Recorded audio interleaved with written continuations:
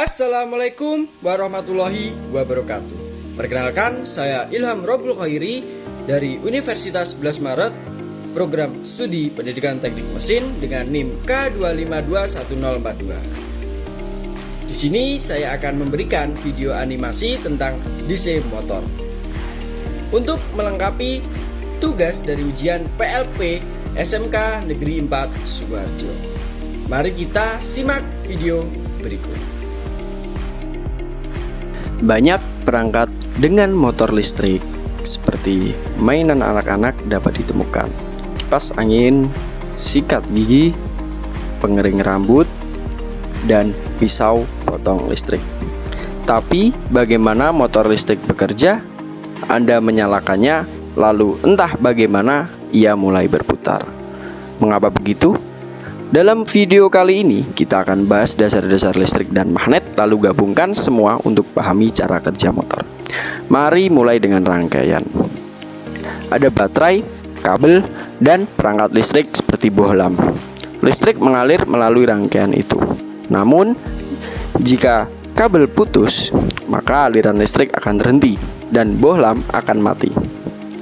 Jalur harus utuh agar rangkaian berfungsi. Untuk memutus dan menyambung arus, lebih baik gunakan saklar. Listrik mengalir melalui kabel. Rangkaian ini disebut dengan arus konvensional. Jika baterai dilepas dan dibalik, arus akan mengalir ke arah yang berlawanan. Lampu tetap menyala dalam kedua kasus. Namun, beberapa perangkat akan berfungsi berbeda, tergantung arah arus. Baiklah, kita bahas magnet. Ini adalah magnet dengan kutub utara dan kutub selatan. Ia menarik objek logam lainnya seperti klip kertas dan lain-lain. Jika Anda mendekatkan magnet lain, kutub yang berlawanan akan tarik-menarik dan kutub yang sama akan tolak-menolak. Magnet tak harus berbentuk seperti ini. Misalnya ada magnet yang lebih datar seperti ini. Anda bisa bayangkan, magnet ini selalu aktif, selalu bekerja, dan tidak bisa dimatikan. Ini disebut dengan magnet permanen. Terdiri dari banyak domain magnetik kecil yang tersusun secara searah. Namun, nanti saya akan tunjukkan magnet di mana ini tidak selalu terjadi. Mari ambil magnet permanen, berlubang di tengahnya, lalu letakkan pada objek agar bisa berputar.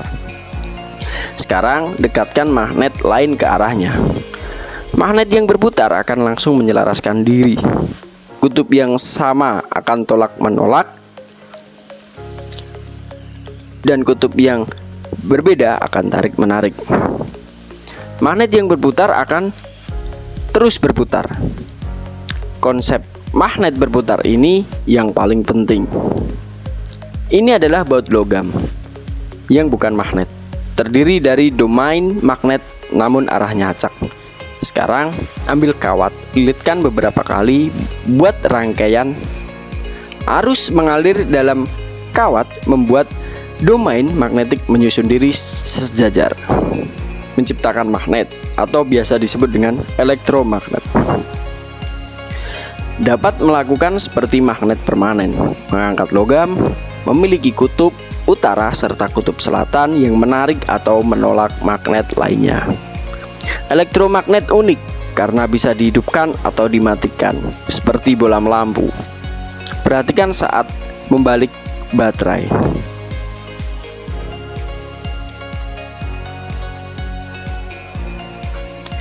Arus yang tadinya mengalir ke arah ini, tapi sekarang mengalir ke arah yang berlawanan. Ini menyebabkan kutub magnet bertukar posisi. Utara menjadi selatan, selatan menjadi utara. Itu disebut dengan pembalikan polaritas elektromagnet.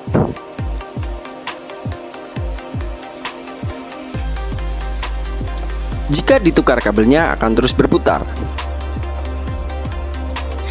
Dan Anda harus tahu bahwa elektromagnet akan sangat panas jika dinyalakan terlalu lama.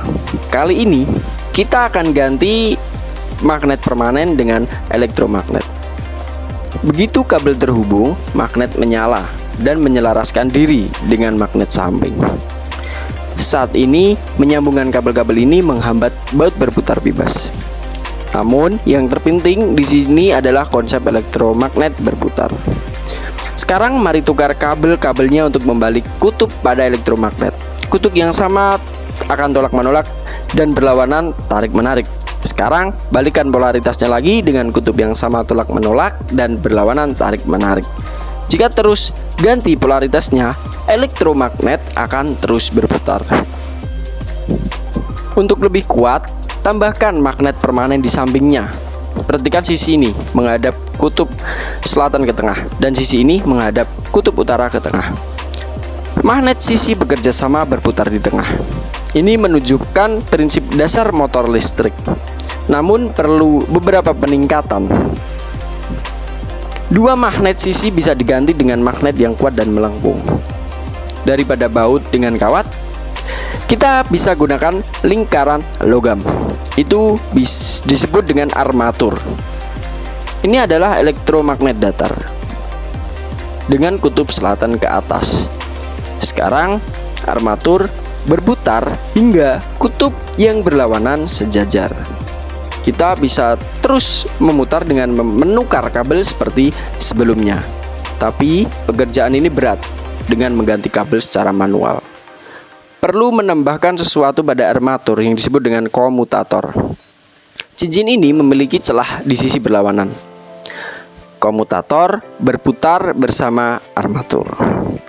Rangkaian dihubungkan dengan dua sikat di samping. Sikat-sikat ini dilengkapi pegas untuk menjaga kontak.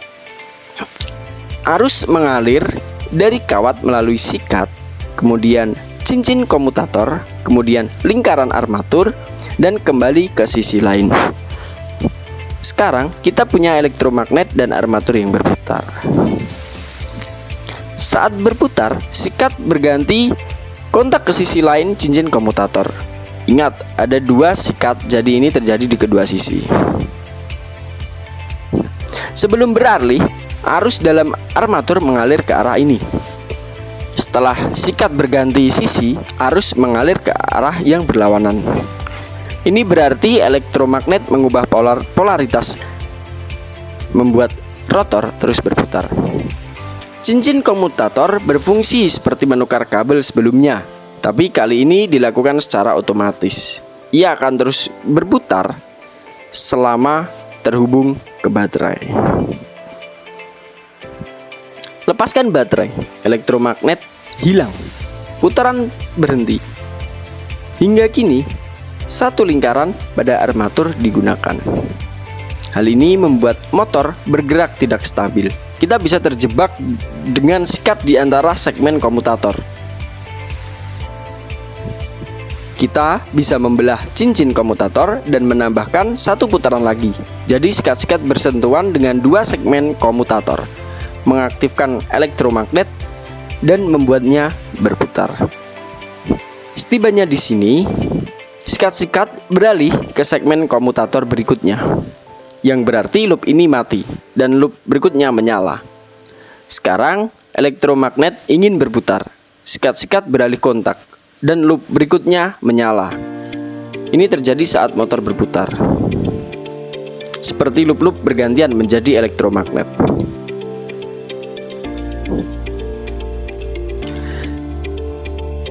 Beberapa motor listrik akan menambah lilitan pada armatur.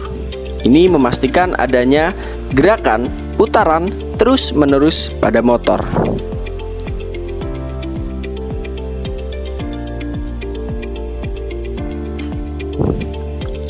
Gaya putaran pada lilitan ini disebut dengan gaya torsi. Torsi lebih kuat, berarti putaran akan lebih cepat. Ada cara untuk tingkatkan torsi motor. Elektromagnet lebih kuat dengan kawat lebih banyak. Hal ini benar saat kita melilitkan lebih banyak kawat di sekitar baut logam, dan juga benar saat setiap lilitan armatur terdiri dari banyak kawat. Motor akan memiliki elektromagnet lebih kuat, berputar lebih cepat. Jika Anda melihat gambar motor listrik sebelumnya, Anda akan melihat banyak kawat melilit. Semakin banyak kawat, semakin kuat elektromagnetnya. Cara lain untuk memperkuatnya adalah dengan menggunakan lebih banyak listrik. Mari kita pelajari beberapa istilah lagi di sini. Bagian yang diam disebut dengan stator. Dalam kasus ini ada dua magnet permanen di samping yang pas di dalam tepi casing motor. Bagian tengah yang berputar juga disebut rotor. Ingat, ini bagian yang berputar. Porosnya melewati tengah dan menonjol keluar dari belakang motor. Yang telah saya tunjukkan pada Anda di video ini adalah DC motor. Jika Anda punya perangkat bergerak dengan baterai, kemungkinan terdapat motor DC di dalamnya. Jenis motor listrik lain bekerja sedikit berbeda. Meskipun demikian, kebanyakan akan menghasilkan gerakan berputar. Gerakan ini dapat digunakan untuk menggerakkan perangkat lain. Dalam hal ini, mainan anak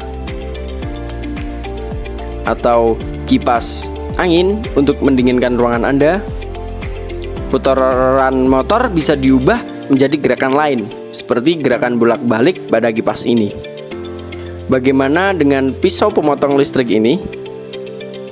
Setiap mata pisau bergerak maju dan mundur. Dimulai dari putaran motor yang menggerakkan roda gigi untuk mendorong kedua bagian bergerak.